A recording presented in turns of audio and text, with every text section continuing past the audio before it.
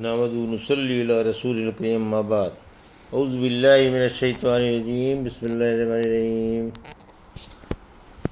الحاقۃ ما الحاقۃ وما ادراک ما الحاقۃ کذبت ثمود وعاد بالقاریہ فاما ثمود فاہلکوا بالطاغیہ واما عاد فأهلكوا بريح صرصر آتية سخرها عليهم 7 ليال و8 أيام حسوما فترى القوم فيها سرعى كأنهم أعجاز نخل خاوية فهل ترى لهم من باقية وجاء فرعون ومن قبله والمؤتفكات بالخاطئة فعصوا رسول ربهم فأخذهم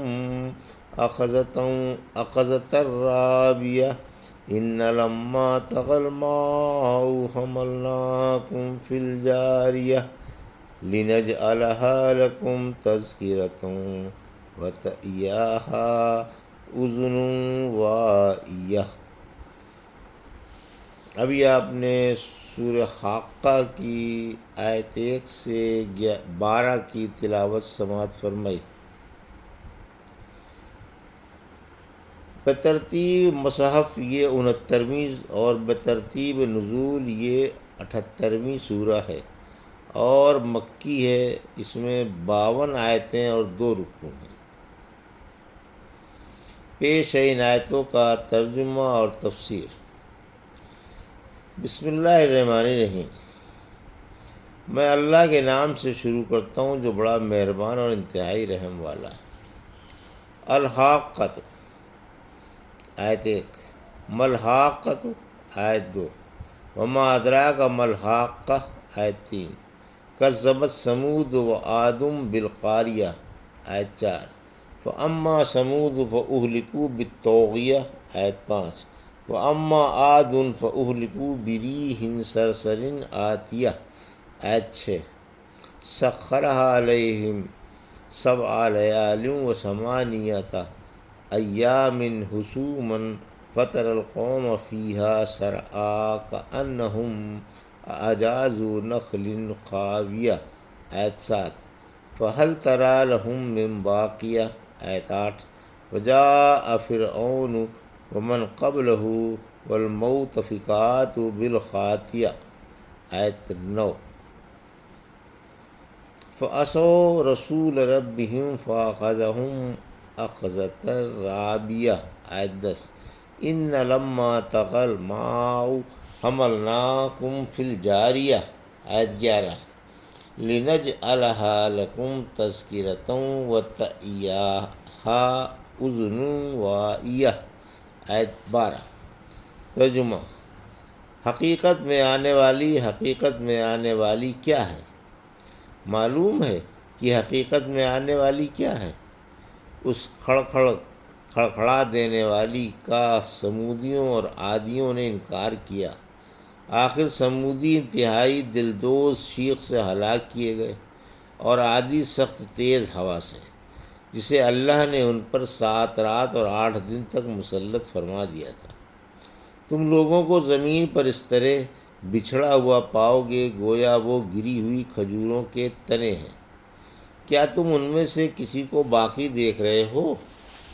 اور فرعون نے اس سے پہلی قوموں نے اور انہوں نے جن کی بستیاں الٹ دی گئیں خطائیں کیں اور اپنے رب کے رسول کی راہ فرمانی کی، آخر اللہ نے انہیں ایک سخت پکڑ میں لے لیا۔ دیکھو جب پانی میں طغیانی آئی تو ہم نے تمہیں کشتی میں سوار کر دیا تاکہ ہم کشتی تمہارے لیے یادگار بنا دیں اور اسے محفوظ رکھنے والے کان محفوظ رکھیں۔ یہ تھا ترجمہ سورہ حاقہ کی آیت 1 سے 12 کا۔ تفسیر۔ آیت 1، 2، 3 حاقہ کی تفسیر۔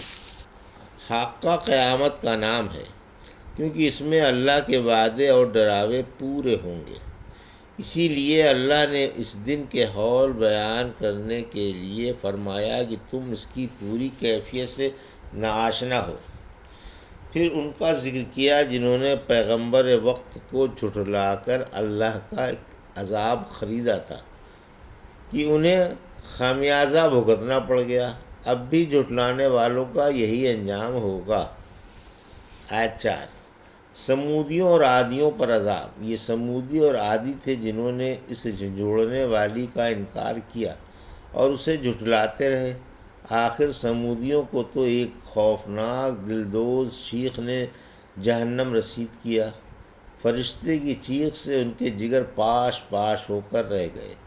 اوپر سے دلدوز چیخ نے، نیچے سے زمین کے ہوش ربا زلزلے نے ان کے چھکے چھڑا دیے، اور دیکھتے ہی دیکھتے سب مرے کے مرے رہ گئے۔ سورہ شمس کی آیت 11 میں سمودیوں نے اپنی سرکشی سے جھٹلایا، اونٹنی کی کونچیں کاٹ ڈالیں، یعنی سخت ٹھنڈی ہوا جو سخت تیز و تند تھی، اس ہوا نے عادیوں کے دل چھید ڈالے۔ یہ رحمت و برکت سے خالی تھی اور فرشتوں کے ہاتھوں سے نکلی جا رہی تھی۔ اللہ نے اسے ان پر متواتر 8 دن اور 7 رات تک مسلط رکھا۔ جمعے سے یا بدھ سے چلنی شروع ہوئی تھی۔ یہ پورا ہفتہ سرکشوں کی بربادی کا تھا۔ عرب ان ہواؤں کو اعجاز بھی کہتے تھے، کیونکہ قرآن نے بتایا ہے کہ عادیوں کی لاشیں گری ہوئی کھجوروں کے تنوں کی طرح زمین پر پڑی تھیں، یا اس لیے کہ یہ آخر جاڑوں میں چلا کرتی تھی۔ ان ایام کو ایام العجوز بھی کہتے ہیں، کیونکہ ایک عادی بڑھیا تہہ خانے میں چلی گئی تھی، ہواؤں نے 8ویں دن اسے بھی مار ڈالا۔ بغوی خاویتوں، خراب سڑا ہوا گلا گرا ہوا، یعنی ہواؤں نے عادیوں کو زمین سے اٹھا کر زمین پر دے پٹکا، جس سے ان کے سر دھڑ سے الگ ہو کر دور جا پڑے، اور دھڑ کھجوروں کے پرانے تنوں کی طرح پڑے ہی رہ گئے۔ نبی صلی اللہ علیہ وسلم نے فرمایا، میری مدد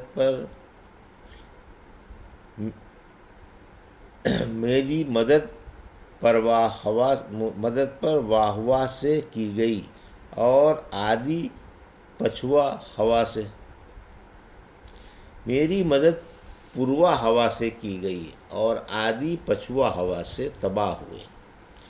آیت 8، کیا ان میں سے کوئی زندہ دکھائی دیتا ہے؟ اللہ کے عذاب سے کوئی بھی نہ بچ سکا۔ اول سے لے کر آخر تک سب فنا ہوئے اور نسل تک منقطع ہو گئی۔ آیت 9، نافرمانوں کا برا انجام۔ فرعون کا اور اس سے پہلے دیگر نافرمانوں کا جو نبی وقت کو نہ مانا کرتے تھے، یہی انجام ہوا۔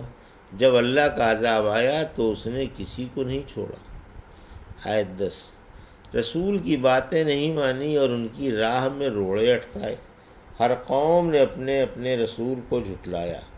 فرمایا سورہ قاف کی آیت 14 میں، ہر قوم نے اپنے اپنے رسول کو جھٹلایا، آخر ان پر عذاب ثابت ہو گیا۔ ایک نبی کو جھٹلانے والا تمام نبیوں کو جھٹلانے والا ہے۔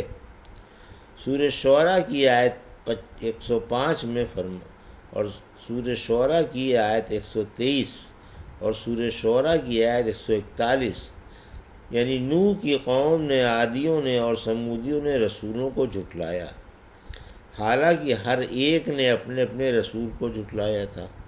پھر اللہ نے اپنی پکڑ بھیج دی، جو نہ صرف زبردست و سخت ہی تھی بلکہ تباہ کن بھی تھی۔ آیت 11، کشتی بھی ایک نعمت عظمہ۔ اللہ مسلمانوں کو اپنا احسان یاد دلاتا ہے کہ جب حضرت نوح کی بد دعا سے زمین پر ایک ہمگیر طوفان آیا اور پانی اپنی حد سے گزر گیا، آسمان نے اپنے دہانے اور زمین نے اپنے سوت کھول دیے اور دونوں پانی مل گئے، اس وقت ہم نے تم کو اس عظیم سیلاب میں کشتی پر سوار کر کے نجات دی جب قوم نوح نے آپ کی تبلیغ کی پرواہ نہ کی بلکہ مخالفت پر ڈٹ گئے اور شرک و بت پرستی پر جمے رہے اور عرصہ طویل کی سر توڑ تبلیغ کے باوجود بہت چند نفوس کے کوئی ایمان نہیں لایا تو اس وقت اللہ کے نبی نے کافروں کی ہلاکت کی بد دعا کی۔ اللہ نے ایک عظیم و ہمگیر سیلاب بھیجا جس سے ساری دنیا تباہ ہو گئی۔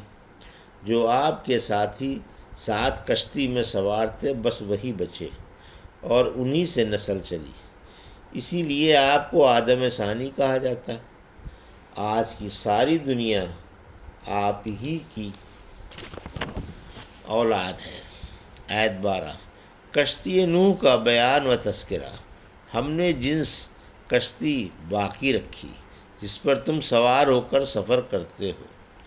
سورہ زخرف کی آیت 12-13 میں فرمایا اللہ نے تمہارے لیے کشتیاں اور جانور بنائے جن پر تم سوار ہوتے ہو تاکہ جب تم سوار ہو تو رب کی نعمت یاد رکھو۔ سورہ یاسین کی آیت 41-42 میں فرمایا ان کے لیے یہ بھی ایک نشانی ہے کہ ہم نے ان کی اولاد کو بھری ہوئی کشتی میں سوار کیا اور اس کے علاوہ اس جیسی اور بھی سواریاں بنا دیں۔ پھر فرمایا کہ اس نعمت کو سمجھنے والا سمجھ لے اور یاد رکھنے والا یاد رکھ لے۔ صحیح سمجھ والوں کے لیے جو اللہ کے احسانات نہیں بھولتے یہ نعمت ہی نصیحت کا ذریعہ بن گئی۔ یہ تھا سورہ حاقہ کی آیت 1 سے 12 کا ترجمہ اور تفسیر جو بھی آپ نے سماعت فرمائی۔ بارک اللہ لی ولکم فی القرآن الحکیم ونفعنا ایاکم بآیات الذکر الحکیم۔